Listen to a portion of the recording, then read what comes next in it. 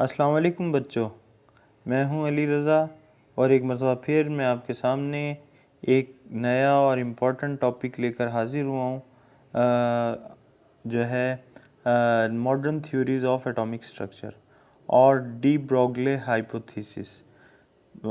बात यह है कि 2 से 3 दिन के बाद आज वीडियो हम अपलोड कर रहे हैं। ताख़ीर के लिए माज़रत, कुछ निजी मसरूफियात की वजह से वीडियोज़ अपलोड ना हो सकें। और जो है आज बहरहाल हम चलते हैं अपने टॉपिक की तरफ, modern theories of atomic structure. एटमी साख्त के बारे में जदीद नज़रियात, एटमी साख्त के बारे में, एटॉमिक स्ट्रक्चर के बारे में जदीद नज़रियात। एटॉमिक स्ट्रक्चर तो आप जानते हैं ना कि एटम की साख्त को कहते हैं, यानी एटम जो है उसका जो इमेज हमारे जहन में जो जनरेट होती है उसे हम जो है एटॉमिक स्ट्रक्चर का नाम देते हैं। तो in the year of 1900 Max Planck proposed quantum nature of radiations and energy in a photon wave is equal to hv as quantum theory। 1900 में मैक्स प्लैंक्स ने जो है वो क्वांटम का नज़रिया पेश किया, शुआओं के का क्वांटम नेचर का नज़रिया पेश किया और एनर्जी का फोटॉन्स वेव की शक्ल में। और ये आप प्रीवियस टॉपिक में नील बोहर एटॉमिक मॉडल के दौरान इसके बारे में आप पढ़ भी चुके हैं। और उसकी इक्वेशन E=hv है। h से मुराद यहाँ प्लैंक्स कांस्टेंट है और v से मुराद फ्रीक्वेंसी ऑफ रेडिएशन है। This quantum theory accepted by Albert Einstein in 1905। 1905 में इस थ्योरी को एल्बर्ट आइंस्टाइन ने, जो कि एक बहुत ही मशहूर और काबिल साइंसदान गुजरे हैं, उन्होंने एक्सेप्ट किया, कबूल किया। And propose relationship between mass and energy, और उन्होंने मास और एनर्जी के दरमियान जो ताल्लुक़ है उसको पेश किया। To explain photo electric effect by wave particle duality as E=mc²। और उन्होंने 1905 में मास और एनर्जी के दरमियान जो ताल्लुक़ है उसको फोटो इलेक्ट्रिक इफ़ेक्ट के तौर पर जो है पेश किया। और आइंस्टाइन की ये इक्वेशन जो है बहुत मशहूर भी है। अपर क्लासेस में भी आप इसके बारे में पढ़ते हैं कि E=mc²। ये फ़ोटो इलेक्ट्रिक इफ़ेक्ट कहलाता है। यानी फ़ोटो तो रोशनी को कहते हैं और इलेक्ट्रिक का मतलब होता है इलेक्ट्रिसिटी। तो वेव पार्टिकल की दोहरी जो ड्यूअलिटी का मतलब होता है, ड्यूअल का मतलब होता है दोहरे नज़रिए के बारे में। तो इन 1913 नील Bohr continued to use quantization of radiation with angular momentum of electron। 1913 में नील बोहर ने जो है क्वांटाइजेशन ऑफ रेडिएशन यानी शुआओं के क्वांटाइज होने को जो है वो एंगुलर मोमेंटम, इलेक्ट्रॉन के एंगुलर मोमेंटम के साथ जो है बयान किया और बयान करना जारी रखा। Bohr predict and explain the line spectrum of hydrogen atom. Bohr ने जो है हाइड्रोजन एटम के लाइन स्पेक्ट्रम के बारे में पेशगोई भी की और इसकी वजाहत की। तो अब चलते हैं हम डी ब्रोगली हाइपोथेसिस की तरफ, जो कि मॉडर्न थ्योरीज में से एक थ्योरी है। In 1923 Louis de Broglie extended the wave particle duality to electron. 1923 में लुइस डी ब्रोगली ने जो है वेव पार्टिकल ड्यूअलिटी, जो कि एल्बर्ट आइंस्टाइन की तरफ से पेश किया गया नज़रिया था इलेक्ट्रॉन्स के लिए, उसको मज़ीद आगे बढ़ाया। एक्सटेंड का मतलब होता है आगे बढ़ाना।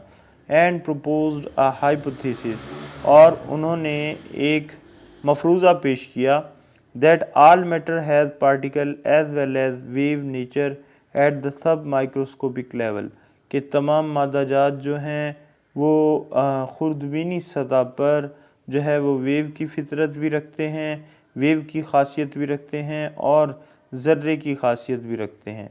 यानी जो है फोटो इलेक्ट्रिक वेव्स जो हैं वो यानी दो तरह की होती हैं, एक वेव नेचर और दूसरे पार्टिकल वाली nature. De Broglie combined the Einstein and Planck's equation and argued that if E is equal to hv, where E is energy, h is equal to Planck's constant and v is frequency of light।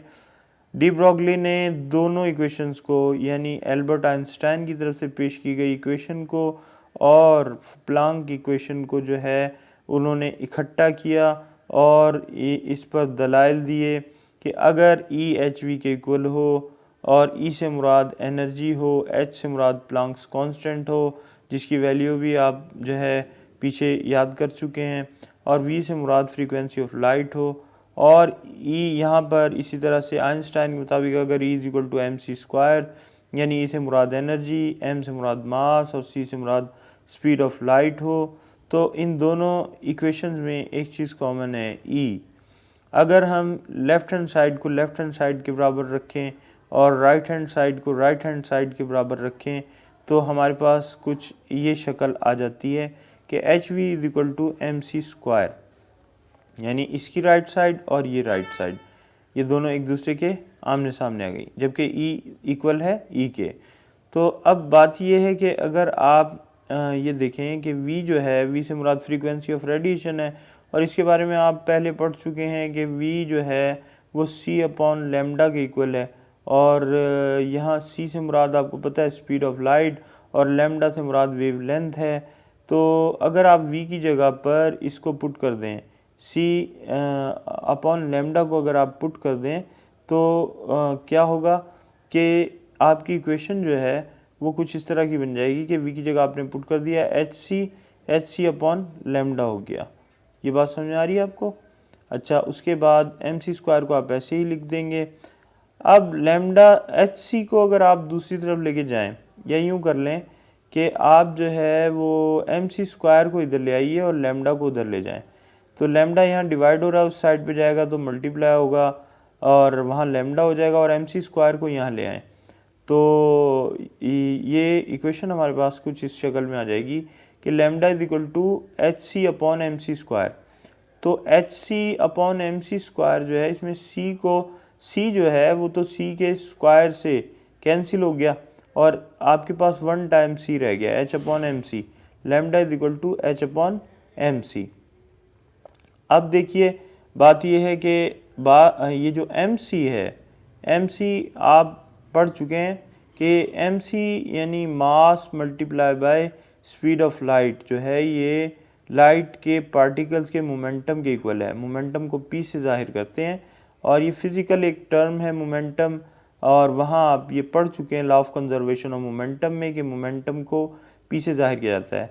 तो P is equal to वहाँ लिखा हुआ था M we से मुराद भी velocity है और यहाँ पर सी से मुराद भी वेलोसिटी है, लेकिन वहाँ वेलोसिटी किसी भी ऑब्जेक्ट की है इसलिए उसको v से फिज़िक्स में ज़ाहिर किया जाता है, जबकि यहाँ जो बात हो रही है वो वेलोसिटी ऑफ लाइट की हो रही है।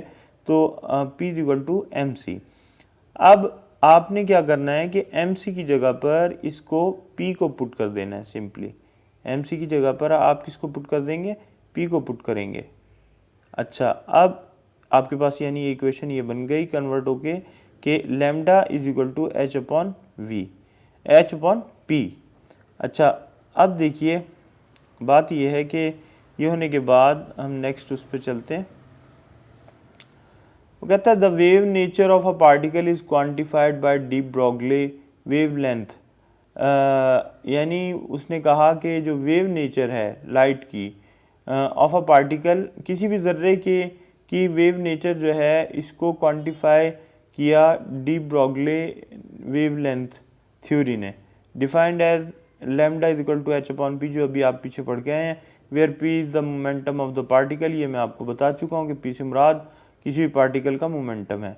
According to de Broglie a light और any other electromagnetic wave can also exhibit the properties of a particle.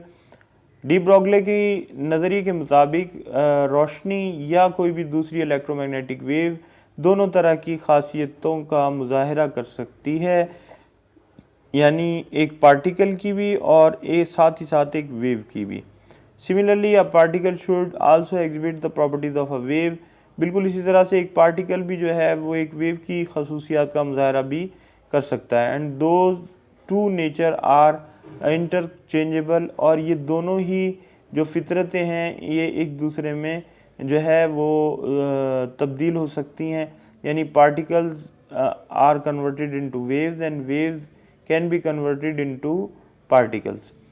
तो आपको बात समझ में आई कि हमने जो है आज डी ब्रोगली हाइपोथेसिस पढ़ा, और डी ब्रोगली हाइपोथेसिस में जो है उन्होंने रोशनी और इसके अलावा एनर्जी और या कोई भी इलेक्ट्रोमैग्नेटिक वेव्स जो हैं उनके ड्यूअल करैक्टरिस्टिक्स के बारे में जो है वजाहत की।